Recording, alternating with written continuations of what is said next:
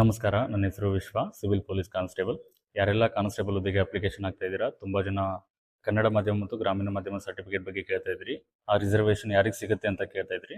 So ನಾನು ಈ ವಿಡಿಯೋದಲ್ಲಿ ನಿಮಗೆ ಕನ್ನಡ ಮಾಧ್ಯಮ ಮತ್ತು ಗ್ರಾಮೀಣ ಮಾಧ್ಯಮ ಸರ್ಟಿಫಿಕೇಟ್ ಅಂದರೆ ಏನು, ಮಾಡಿಸೋದು ಹೇಗೆ, ಇದನ್ನು ಪಡೆಯೋಕೆ ಯಾರು ಎಲಿಜಿಬಲ್ ಇದ್ದಾರೆ ಅನ್ನೋದಂಥದ್ದನ್ನು ನಾನು ಎಕ್ಸ್ಪ್ಲೇನ್ ಮಾಡ್ತೀನಿ.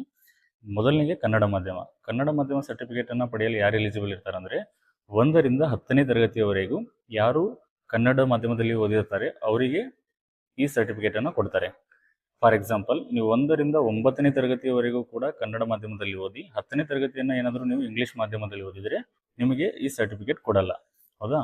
ಆಮೇಲೆ ಇದನ್ನು ಮಾಡಿಸೋದು ಹೇಗಂತ ಅಂದರೆ, ನೀವು 1ರಿಂದ 10ನೇ ತರಗತಿ ಯಾವ ಸ್ಕೂಲಲ್ಲಿ ಓದಿದ್ದೀರಾ ಆ ಸ್ಕೂಲ್ಗಳಿಗೆ ಹೋಗಿ ಒಂದು ಫಾರ್ಮ್ ಸಿಗುತ್ತೆ. ಈ ಫಾರ್ಮನ್ನು ತೆಗೆದುಕೊಂಡೋಗಿ ಫಿಲಪ್ ಮಾಡಿಸಿ, ಪ್ರಿನ್ಸಿಪಾಲ್ ಸರ್ ಸಿಗ್ನೇಚರನ್ನು ಮಾಡಿಸಿ, ನಂತರ ಆ ಸ್ಕೂಲ್ ಯಾವ ತಾಲೂಕಿಗೆ ಒಳಪಡುತ್ತೋ ಆ ತಾಲೂಕಿನ ಶಿಕ್ಷಣಾಧಿಕಾರಿಗಳಿಂದ ಸಿಗ್ನೇಚರ್ ಮಾಡಿಸಿ. ಅಲ್ಲಿಗೆ ಈ ಡಾಕ್ಯುಮೆಂಟ್ ಕಂಪ್ಲೀಟ್ ಆಗುತ್ತೆ ಮತ್ತು ವ್ಯಾಲಿಡ್ ಆಗುತ್ತೆ. ಸೆಕೆಂಡ್ ಬಂದುಬಿಟ್ಟು ಗ್ರಾಮೀಣ ಅಭ್ಯರ್ಥಿ ಪ್ರಮಾಣಪತ್ರ. ಈ ಪ್ರಮಾಣಪತ್ರನ ಪಡೆಯೋಕ್ಕೆ ನೀವು 1ರಿಂದ 10ನೇ ತರಗತಿವರೆಗೂ ಗ್ರಾಮೀಣ ಪ್ರದೇಶದಲ್ಲಿ ಓದಿರಬೇಕು. ನಿಮ್ಮ ಊರು ಗ್ರಾಮೀಣ ಆಗಿದ್ರೆ ಬರಲ್ಲ, ನೀವು ಓದಿರ್ತಕ್ಕಂಥ ಸ್ಕೂಲು ಗ್ರಾಮೀಣ ಪ್ರದೇಶದಲ್ಲಿ ಇರಬೇಕು. ಆವಾಗ ಮಾತ್ರ ನೀವು ಎಲಿಜಿಬಲ್ ಆಗ್ತೀರಾ.